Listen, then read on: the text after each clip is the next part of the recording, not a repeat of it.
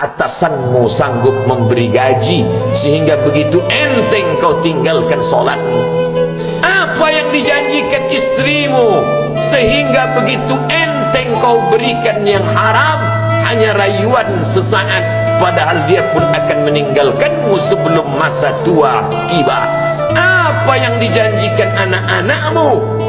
Ayah, kami akan menjagamu di hari tuamu nanti, maka berikan kami yang kami inginkan. Belikan kami rumah yang besar, belikan kami kendaraan yang mewah. Nanti setelah hari tua kami akan menjagamu, kata mereka.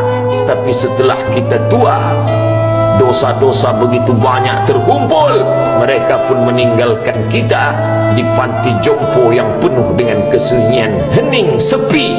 Suara cucu tak terdengar menangis karena mereka pun malu mengakui kita sebagai orang tua. Suapkanlah yang haram ke mulut mereka, berikanlah yang batil ke dalam perut mereka. Itu hanya akan menjadi azab di dunia sebelum hari kiamat tiba. Ishma syi'ta, hiduplah sesuka hatimu. Ishma syi'ta, apa yang mau kau makan, makanlah. Apa yang akan kau bekerjakan, kerjakanlah. Fa innaka mayyit, tapi ingat, kau akan menjadi mayat, kau akan mati. Semua akan diminta pertanggungjawaban di hadapan Allah Subhanahu wa ta'ala.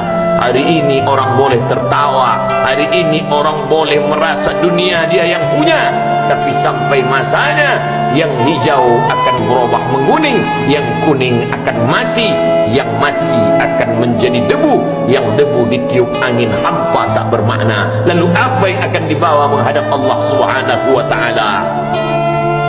Amal saleh.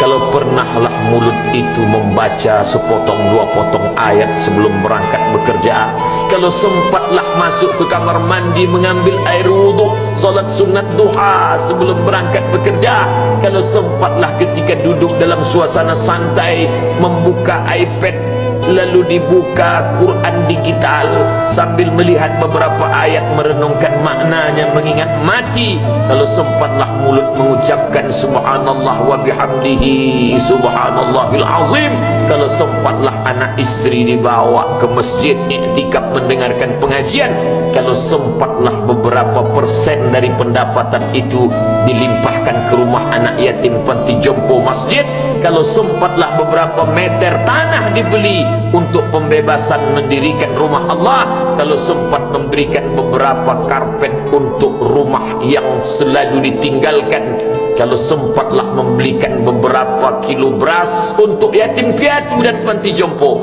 itulah yang akan menolong di hadapan Allah. Adapun rumah besar dengan beberapa semen, dengan beberapa busi yang banyak, semua akan menjadi tinggal kenangan. Mereka akan menjual, membagi-baginya.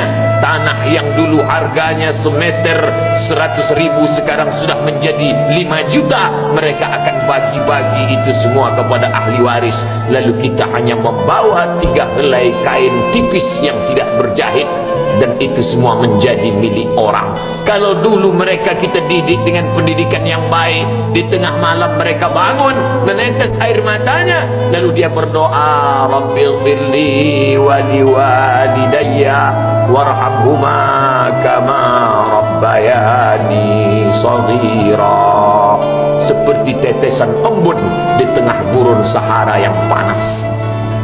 Kalau sempatlah mereka berdoa, Allahumma ighfir lahu warhamhu wa'afihi wa'fu anhu, maka mengalirlah air yang sejuk ke tenggorokan yang kering.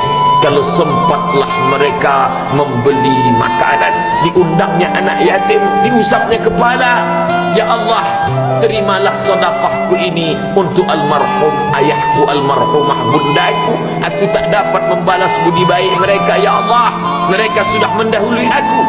Maka akan mengalirlah itu sebagai perlipur lara di tengah alam barzah sementara kiamat tiba. Tapi kalau mereka hanya dididik dengan keduniawian, dididik dengan kemewahan, disumbat mereka dengan materi, tak pernah diingatkan pada mati. Ketika kita mati, mereka pun juga akan mati perasaan ingatannya. Paling celaka lagi, mereka mengingat kita dengan mengantarkan bunga, mereka mengingat kita dengan pakaian hitam, mereka mengingat kita dengan suara musik. Mereka mengingat kita dengan memajang foto kita besar-besar di dalam rumah, dan itu hanya menjadi penghalang rahmat Allah turun, tidak berkesan sedikit pun. Mereka sedang menyangka kalau dinyanyikanlah lagu kesenangan kita, terobat rindu hatinya. Kalau dipajangnya foto kita, dilingkarkannya karangan bunga, puas rindunya. Padahal itu tidak membuat pengaruh apapun kepada kita di alam barzakh. Maka sayang, buatlah sayang yang mengingatkan sesudah mati. Kalau rindu, buatlah kerinduan yang membuat dia akan tetap mengalir sebagai satu amal sesudah kematian. Idza matal insan, kalau manusia mati, inqata'a. Dulu rajin membaca Quran, berhenti. Dulu rajin salat tahajud, berhenti. Dulu rajin menghatamkan segala yang baik-baik, berhenti. Tapi ada yang tetap mengalir. Di antara yang mengalir itu adalah sedekatun jariyah. Sempat membelikan beberapa bungkus nasi, nampak orang tua di panti jompo menyuap nasi itu, menggeletar tangan mereka karena usia lanjut, menetes air mata. Kita bukan sedang melihat orang tua, kita bukan sedang melihat orang lain. Saat itu kita sedang melihat potret diri kita 30 tahun yang akan datang. Di mana aku 30 tahun akan datang? Surga, kenikmatan yang luar biasa, tapi dia tidak akan dimasuki oleh orang yang biasa-biasa. Solat biasa, baca Quran biasa, zikir biasa, untuk mendapatkan yang luar biasa, maka itu bukan perimbangan ibadah yang fair. Hanya dengan solat wajib biasa, hanya dengan baca Quran biasa, hanya dengan zikir biasa, hanya dengan sedekah biasa, berharap akan masuk ke dalam surga yang luar biasa, maka sungguh bukan suatu perimbangan.